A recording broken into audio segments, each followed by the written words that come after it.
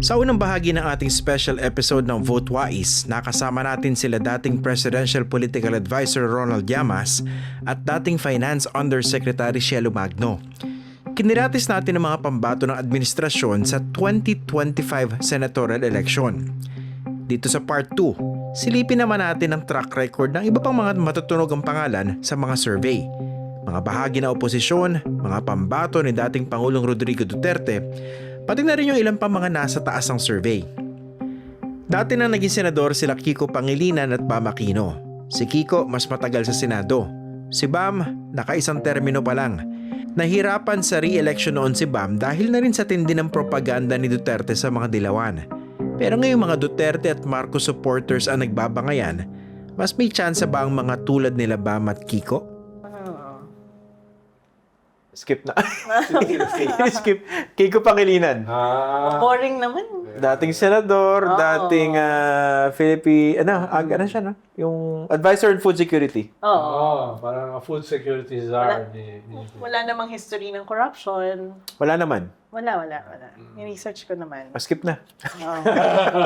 Kasi naman siya, gentleman farmer. Oo nga. Agree. Kaya may show siya sa TV5, no? Tungkol doon, no? Human rights lawyer, yun ang panimula niya. Di ba? Student council chair yan. Ng Aktivista. 1986. Sino yung vice niya? David Sildran. David Sildran. Councilor niya si Miro Kimbo. Wow! Bam Aquino. Si former senator. Former senator. Yeah. Tatakbo muli sa pagkasenador. Hindi siya tumakbo ng 2022 because he concentrated daw dun sa kampanya ni Leni Robredo. Yeah. Siya yung campaign manager. Actually, siya rin yung campaign manager na tumakbo si Lenny as vice. Oo. Yeah. Nabalitaan ko lang. Mabalitaan Actually, mo. kami na to Sabay kami sa student council ni Bam. So, chair siya ng Ateneo Student Council. Vice chair ako ng student council ng Diliman. So, sabay kaming nagrarally nun. Nung panahon ni Erap. What can you say about Ano Bam? niraralihan si Erap? Oo nga. Wawa naman. Araw talaga kayo, no? Wala tayong sinasagtong So si Bam, should he be in the Senate again? I checked his history of corruption. Lagi ko nga sinasabi, ni-research ko naman, wala siyang history of corruption. No?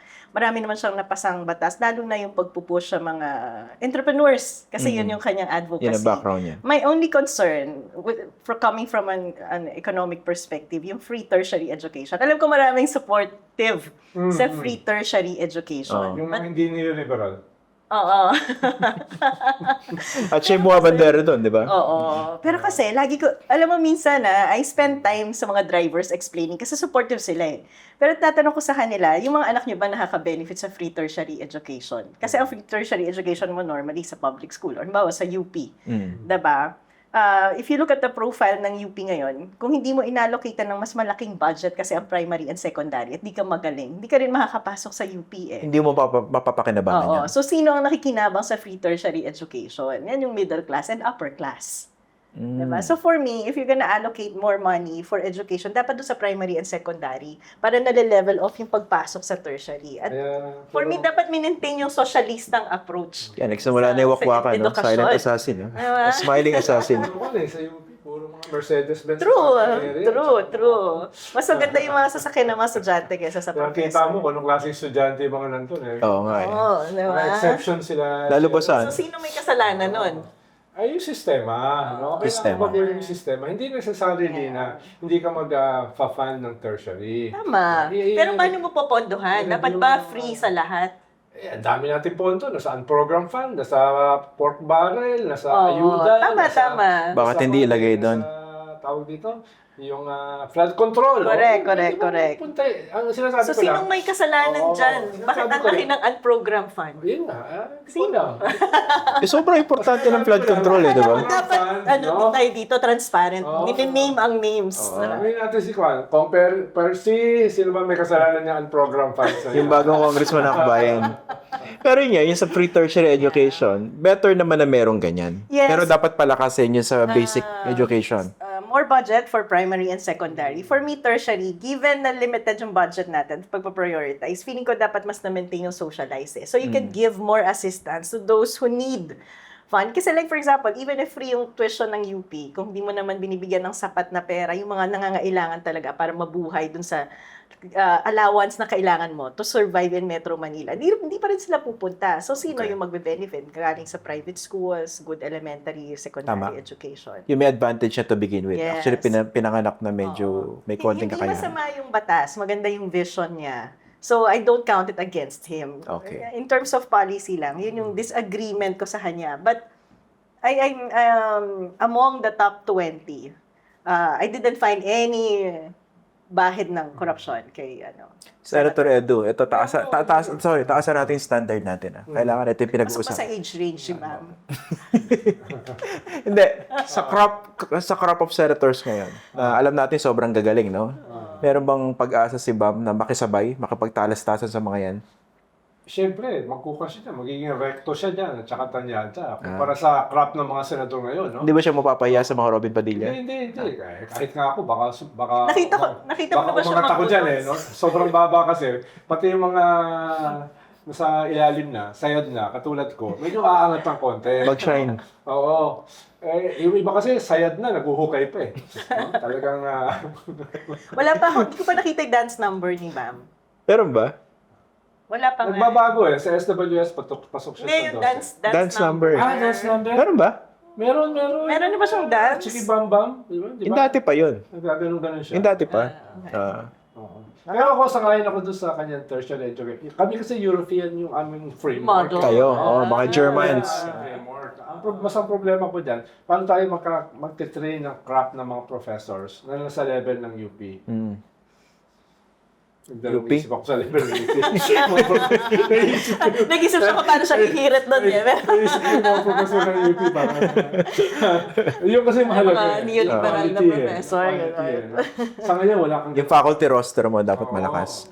So, yes, ang daming pondo pa na pwedeng ilagay dyan. Yung sinasabi ni Smiling Assassin na walang pondo. Of course, meron, no? Of course, meron, no? Ang kwan lang dyan, paano mo i-channel? Di nga, nasan yung budget for free tertiary education? Oh. Kukunin mo nga sa iba. Nasaan program nga siya ngayon eh? Talaga? For 2025 or 2020? 2024, naka-unprogrammed ang free tertiary education. Bakit mo siya ang program batasyon? Ilan na ba ang program fund?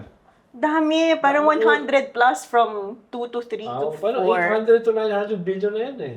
Okay, total amount is total 750 amount eh. billion pesos. Mas importante kasi yung proyekto ng mga congressmen. Correct. Totoo naman yan. Climate change, kailangan natin ng flood Flood control. control.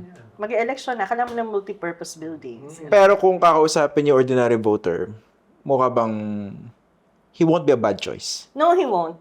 Kasi nga, kita mo naman yung profile ng mga senador natin ngayon. Medyo kailangan naman natin yung mga nag-advocate din. I mean, it's not bad to talk about advocating for entrepreneurs. Kailangan natin yan para mas marami tayong matatax. Parang hindi siya masaya. Hindi. Lalo na kamukha. Lalo na Aquino, di ba? O kamukha pa ni Ninoy, di ba? Actually, wag lang siya mag-Haruken. Wag lang siya mag-ganon, no? Okay na Actually, ako. may na-raise sa akin yan eh. Na ba't daw hindi ko binabanggit na member siya ng Dynasty? May sagot doon eh. Kasi hindi siya considered na fat dynasty. Correct. Kasi usually, yung dynasty, mas problema siya sa local. Oo. So kung kunwari, isang Aquino nasa local, isa nasa national, hindi siya ganun kasama. At saka wala naman eh. Hindi naman na sila Oo. nagsasabay-sabay eh. Tsaka isa na lang ngayon. na lang Tsaka it's a national constituency eh. Correct. Mas mahirap kontrolin yung national constituency. Problema Bakit dito hindi mo excited? Dapat ikaw din kumuha ka. Kami lang dalawa yun. Baka yung paborito ko mabunot eh. Pekein ko na, kunwari, yun ang lumabas. Huwag ka na matakot. Wala ka na sa ANC. Hindi siya talaga eh. Ben Tulfo. Ay. Dalawang Tulfo ang kandidato ngayon sa Senado, ang magkapatid na sila Erwin at Ben Tulfo. Ngayon, base sa survey, malaki ang tsansang manalo sila pareho. Kung sakali, magiging 3 ang magkakapatid na Tulfo sa Senado. Iba rin ang kasikatan ng Tulfo brand, no? Well, hindi na naman bago ang political dynasty maski sa Senado. Meron nga magkapatid at mag-ina dyan ngayon, di ba? Pero sa totoo lang, karapal pa rin. Ben Tulfo. Bitag! Deserve ba nito maging senador? Hindi. Hindi, kung gano'n ang accent mo, pwede. Pero pala pag dapat pag nag-explain si Christian ng review niya, dapat with an accent. Ano ba yung accent? Ben Tulfo, ang una kong issue sa kanya, competence. Yeah. Does he have the competence and experience to be Sa President Club. a good senator? Ang baba ng standard eh. Parang sabi, bakit si ganito? Hindi, ito kasi yung problema sa klase ng demokrasya na meron tayo. You subject the decision to the will of the majority. Yes. But the majority is not always correct or always right given the bad system that is beneath it. No? Term of reference. Kailangan yung mga magagaling. Katulad. Sinong katulad? Sinong magaling? Ayoko nang banggitin. Pero syempre, meron naman itong magagawa ko sa magagawa sa Hindi Senado. ka iiwan. Ipaglalaban kita. Kita mo? Pero kasi, Oo. ako ba yung negative Tapos dito? tapos yung kwan, di ba? Yung shades. Oo. Ayaw mo yun? Pero kasi may history sila ng corruption nung sa panahon na secretary yung kapatid nila ng tourism, di ba? In terms of procurement issue. And that cannot be erased. Kung may history ka na ng corruption, hindi ka ba politician, that's a big issue. When you say history, contextualize natin. Bahid. Yes. Not Yes, necessarily convicted of Hindi anything. sila convicted. Pero ang malinaw kasi doon, nagkaroon ng procurement process, secretary yung kapatid mo, tapos ikaw yung pinrocure.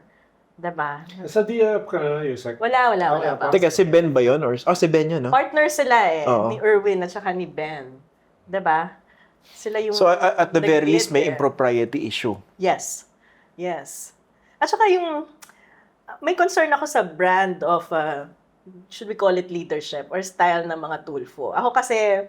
Ipatulpo mo. Oo. Okay lang yan. Sige, you try to be responsive sa mga concerns ng mga taong bayan. Pero, ano ba dapat yung direction natin? Especially now, na kung magiging parte ka ng government, hindi ba dapat in-strengthen mo yung mga institutions to respond? Hindi ikaw yung hero ako eh. Ako yung magtatago sa inyo and then you destroy parang the personal institution. Hindi, yung dominant ethos ngayon eh. Yung populist ethos. No? Yung weaknesses ng systems, tapos Take ika-cut yung corner, advantage mo. no? You present Didiretso yourself. sa problema. At least yung tingin ng taong problema. Hero tapos ako. susolusyonan ko. Oo. No? Kaya,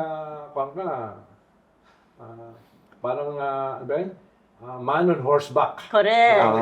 Yun yung kanila eh. Shining armor. I will save the world. Ang problema, yun yung dominant sa kultura natin ngayon. Oo. No? Dahil, ayun nga, yung mga modernist katulad nyo, na gustong ayusin yung sistema. Kayo, mga Lagi taga-Europe. kayong talo eh. Lagi kayong talo, no? Kami mga populist, no? Na cut corners. Mga elite populist. Diretso sa problema. Tayong mga populist. Di ba? Yun yung problema ng modernity na kailangan ayusin sa ating bansa. Dahil, hindi lang dito yan, all over the world. Ha? Yes, yes. Din yung klase ko, nakita lang natin sa Amerika.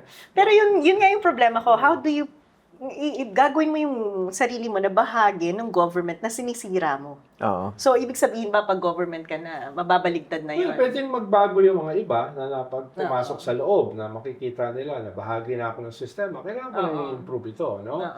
Parang road to Kairos. So, may nakita ka bang mga ganyan ngayon sa Senado na dati ay knight in shining armor sila, wakwak sa gobyerno. Pero kailangan mo ma-maintain yung image mo na knight in shining armor. So, hindi mo ayusin yung institusyon. Parang yung populism mo, may maintain mo, pero at the same time, modern na yung pagtingin. Yeah. Yung mga institutions kailangan Ayusin. no? Oo. Lalayo pa, 28. lalayo pa ba tayo? Di, ang example dyan si Rafi Tulfo. Ayun Same nga brand eh. sila, di ba?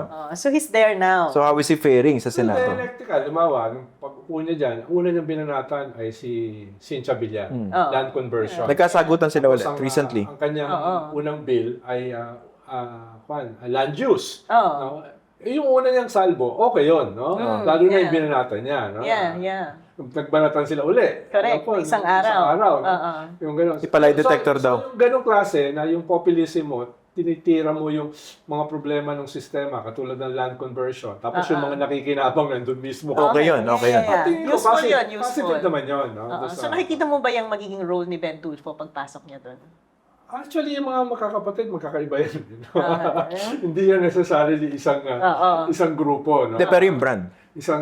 Yung brand, yung ipatulpo mo. Tingin ko, pare-pareho sila dyan, united sila. Pero yung tatlo, Magkakaiba eh. Oo nga. So, helpful ba na magkakaroon ng another brand ng ipatulfo mo sa Senate? That's one. At meron tayong 3 magkakapatid na tulfo sa Senate. Well, ako kasi anti-dynasty talaga Yun ang nga kwan eh. no?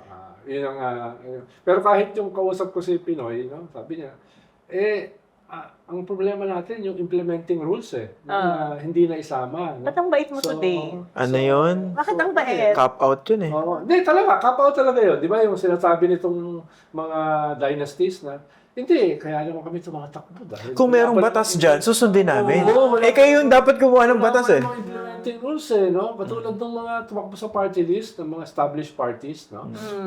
Na nilalabag yung, yung spirit ng party list law. Pero sabi Kasi nila, yung halimbawa pwede naman niya, kami, pinayagan mo. mga party list na lumalabag ng spirit ng party.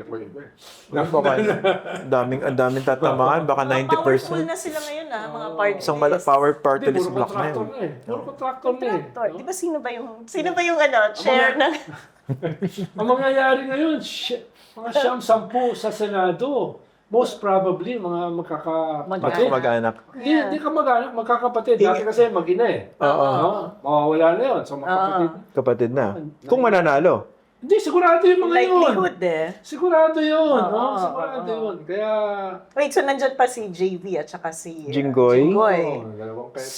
Dalawang Cayetano, kung mananalo ulit si Pia. Dalawang Villar. Villar. Tatlong Tulfo. Tapos, syempre, kahit wala naman siyang kapatid sa Senado, yung isang Marcos. Yes. So, pagbilang ko dyan, 10 eh. Galing. That's precisely bakit tayo meron ng ganitong episode, no?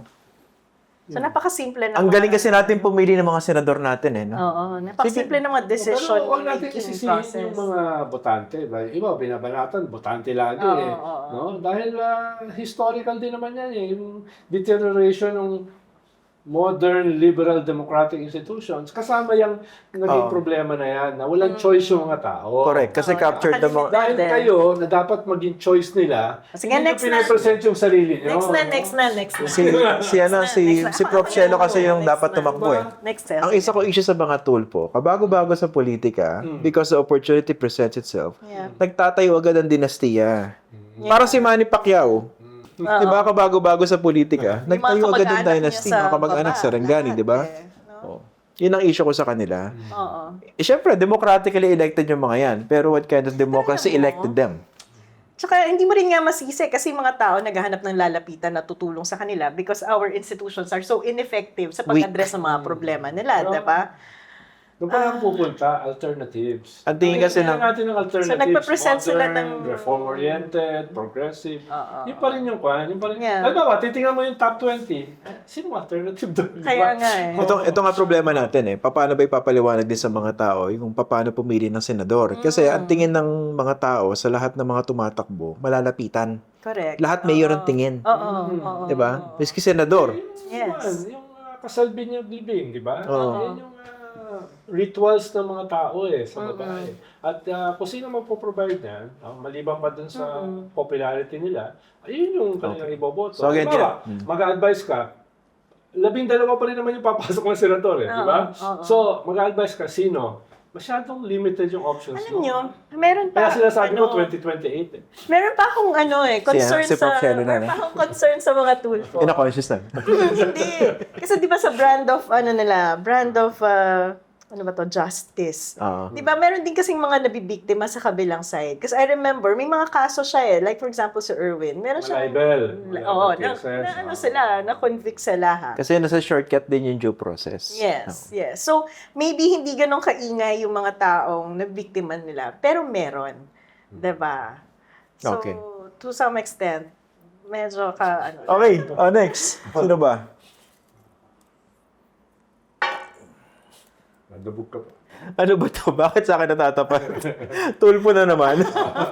na-discuss na Erwin Tulpo, number 1, di ba? Number 1 sa mga survey yan. Siya yung convicted ng libel. Convicted siya. No? Yes. Dati siyang DSWD, pro-bongbong yan. Natanggal siya. Naging congressman ngayon, CIS. So ngayon tatakbo sa pagkasenador, number 1. Siyempre mananalo yan, most likely. Bakit siya natanggal sa DSWD? Hindi siya na-confirm. Hindi siya Bakit? na-confirm. Oy, baka naman alam mo yung mga Commission of pinag-usapan. appointments, no? May Pinag-usapan usapin sa... dyan ng citizenship, Oo. kaya nag-executive session, Oo. may usapin dyan ng mga relasyon, Oo. no?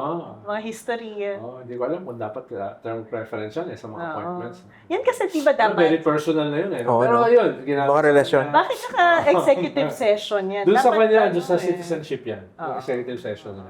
Hindi nga, pero dapat alam ng tao yan kasi accountability.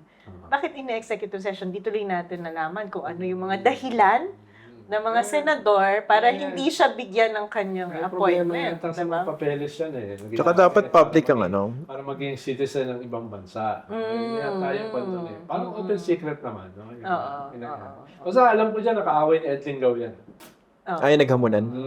Kaya, So, meron siyang convicted siya ng libel. So, syempre, kasama nga siya ni Ben doon sa may bahid ng corruption ng sister niya sa... May competence ba si Erwin?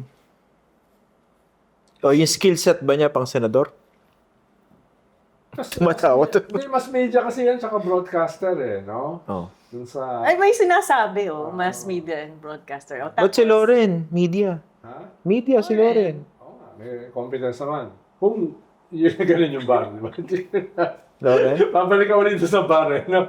Tapos babalik ka rin dun sa alternative. Yeah. Nag-embrace naman siya ng advocacy, di ba? Ng green advocacy si Loren. Hindi ko lang alam kung talagang from the very beginning. Kasama si Loren sa binubuo. Oo nga, no? Bakit ako nasama dyan? Balik tayo. Okay, Erwin.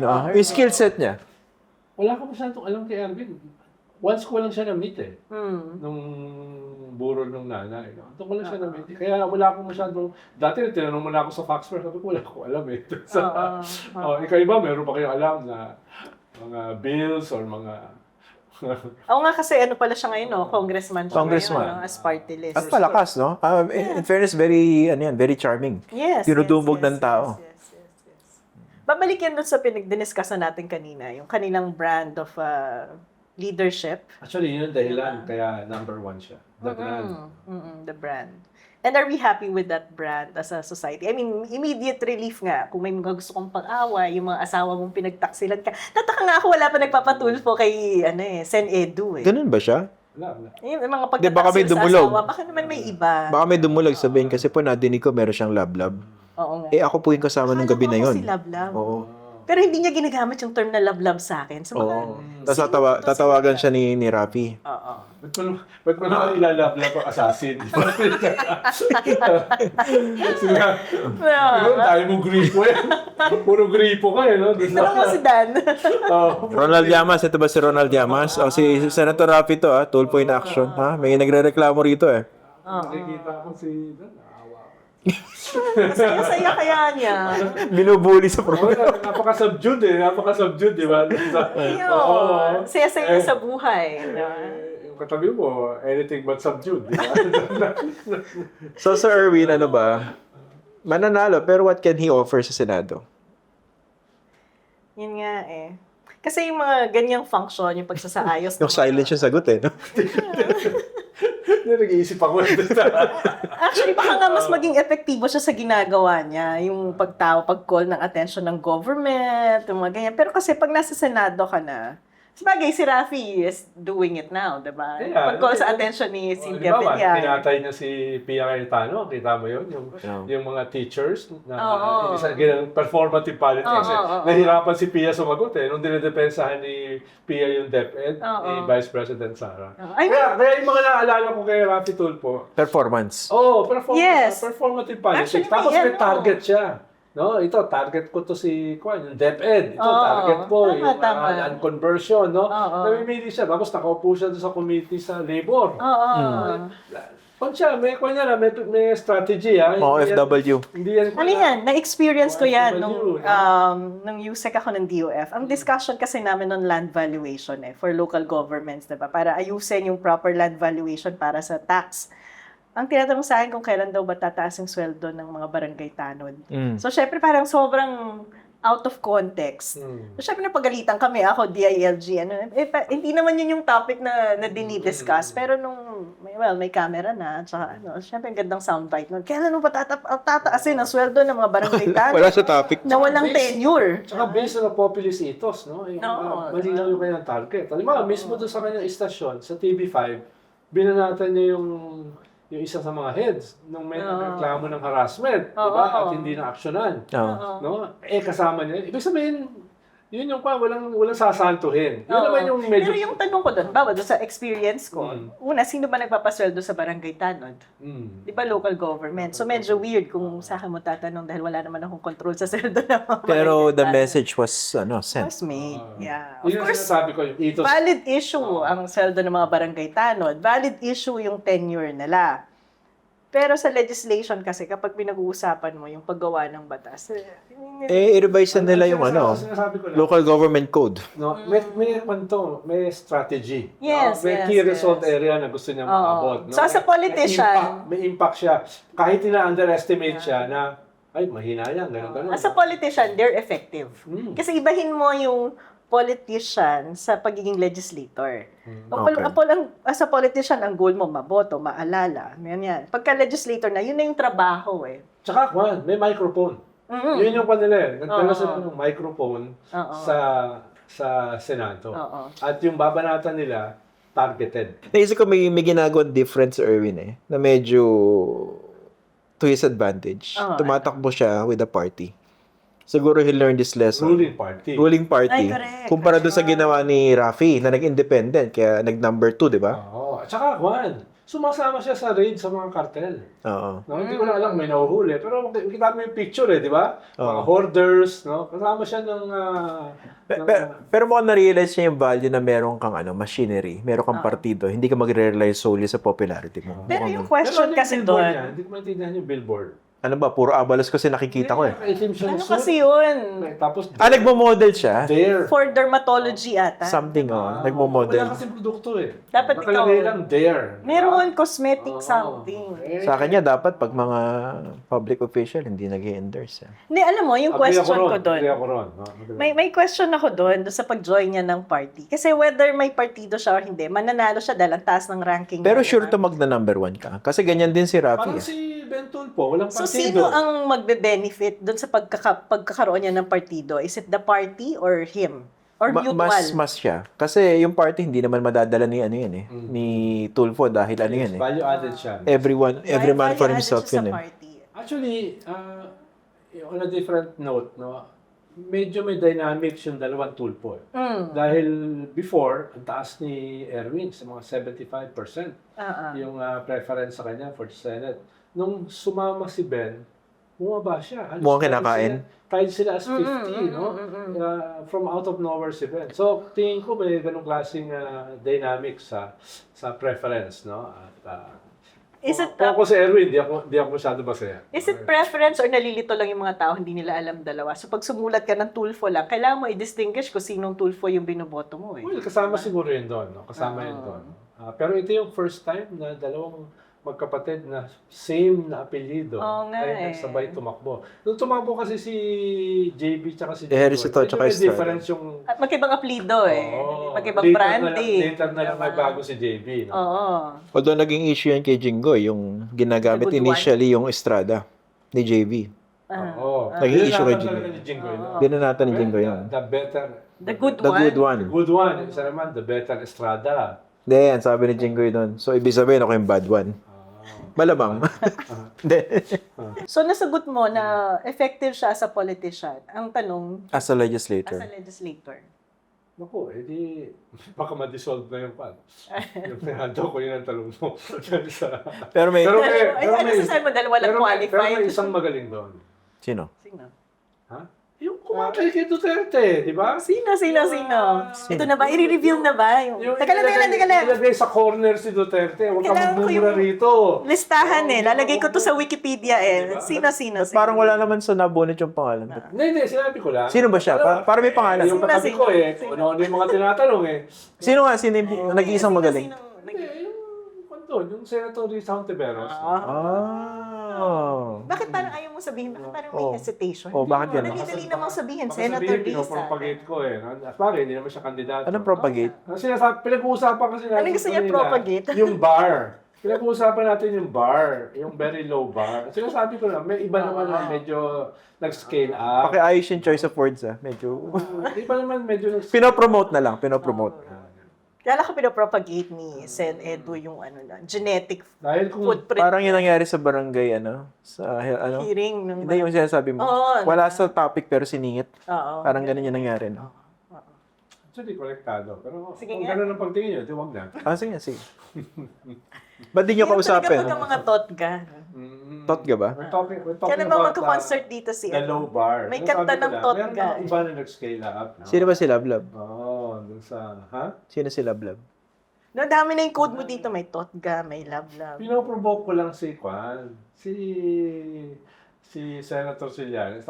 Ay, maganda. Huwag ka kasi balat ng balat, no? Wala, He walang is one of the positive. most competent senators there is. Ayan. Yan. Naalala ko, Sinabi ko na yan, more than a month ago, di ba? Sabi ko, hindi siya mananalo. Sana. Wala ako. Nagsabi na Si ano po? Si Bato. Bato de la Rosa. Bato de la Rosa. Tumatakbo muli for re-election sila Senador Bongo at Bato de la Rosa. Ano ba yung mga memorable na ginawa nila since 2019? Obvious naman na nanalo sila noon dahil dikit at identified sila kay Digong. Pero kaya na ba nilang tumayo sa sariling mga paa sa darating na kampanya? More importantly, ano ba naging contribution nila bilang senador? May pakinabang ba mga Pilipino sa performance nila? O baka naman nasayang lang ang boto? This time, tinutulungan din sila sa kampanya ng isa pang certified Duterte supporter sa Senado, si Senator Robin Hood Padilla. Naalala ko yan, na-interview ko yan sa ano. Ang naalala ko sa kanya, when shit happens, no? Talaga shitty, no? Yun sa ano, yung pag may Mga collateral nabiktima. damage, no? Yung mga sanggol, mga bata, mahigit 100 yun, ha? Yung collateral damage. Ang sagot niya doon, when shit happens, no? Ang weird recollection ko niya, nung tumakbo siya sa pagka-senador 2019, ang trabaho ko na sa ANC, magla-live interview ng mga nagfa-file. So hinata ko yan, bibong-bibo naman. Napikon eh. Doon lumabas yung quote na sabi niya, kailan pa ako tatakbo pag hindi na ako sikat? Para syempre, strike while the iron is hot. Tapos nung tinatanong ko na tungkol sa kanyang plano, noong time na yung kaka-resign pala niya as Bucor Chief. Wala siya masabing Agenda. plataforma, agenda, bukod sa pagiging Duterte niya. Diba? So, hindi na nag-iisa. Hindi, tinulungan ko na kahit paano sabi ko, wala ba kayong plano sa ating penal system bilang galing kayo sa Bucor? Oo nga pala. Ano daw plano niya sa Afterthought, eh. no? Nakalimutan ko. Ganun kayong consequential eh. Afterthought, eh. No? In short, tumakbo siya kasi sikat. Oo nga. Diba So, nandun reflect pa? naman yun. Meron bang memorable na output bilang senador? Sa akin, ang memorable doon yung kabastusan niya sa mga committee hearings. At ginagamit yung kanyang posisyon as chair ng kanyang komite to pursue a political agenda. Correct. Kasi ginagawa naman lahat yung political agenda. Pero sa kanya, napaka-obvious eh. Parang walang pagpapanggap. At saka, Tinindigan siya ni Father Flavi nung hinaharas niya Oo. sa Senate hearing. kaya nga, pero diba? very unethical kasi. Di ba? Na kung ikaw yung Ano, topic at unethical. Anong ibig sabihin? Wala pala yan kapag ka senador ang pinag-uusapan natin. Pero kasi nga Parang nagtatakda tayo dito sa universe ka ba nakatira? konting standard mo lang. Konting standard na kapag ikaw ay bahagi ng topic na iniimbestigahan sa Senado. Di ba? Oo. Mag-inhibit At the ka. minimum, i-inhibit mo naman yung sarili mo sa pagpa-participate. Pero kung pumapapel ka, And sa akin, yung kabastusan niya before, bago pa to sa Senado, yung hearing sa EJK, yung sinisigawan yung mga witnesses. kasama sa drama eh. Pero senador ka na eh. Wala ka sa kanto eh. Baka sa PTA meeting pwede pang tanggapin eh. Ganon. Pero hindi ba, wala na rin yan sa standard ng mga tao. Kasi showmanship eh. Oo, kaya nga mas involved din yung mga tulad nila Kita mo, Jinggoy. naalala mo. Oo, naalala ko. Pero yung showmanship niya hindi effective eh. Dahil bumababa siya. Hindi siya magaling na At actor. eventually, lalabas yan eh. Talaga. Mas Sana. nagmumukha siyang caricature. Oo. No? Pero yung pagbaba niya, kakabit yun ng pagbaba rin ng popularity ng mga Duterte. Partly, pero mas yung kanyang sariling persona.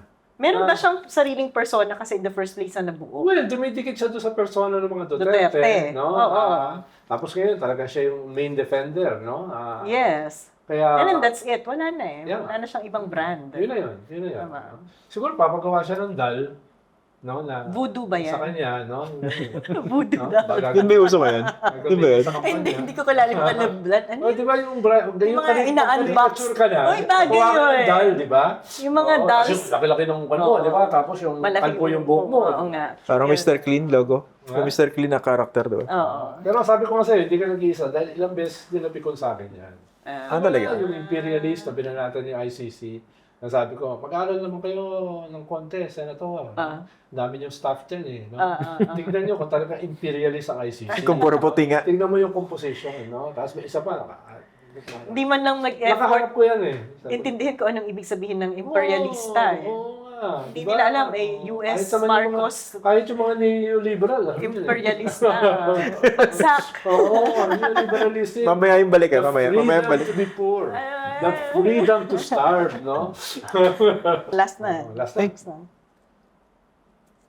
Bongo. Bongo. Oo. Oh, bongo. Walang positive na masabi. Oo. Sabi ni Las Cañas, kasama siya dun sa core. Ang dami. Nitong, EJK.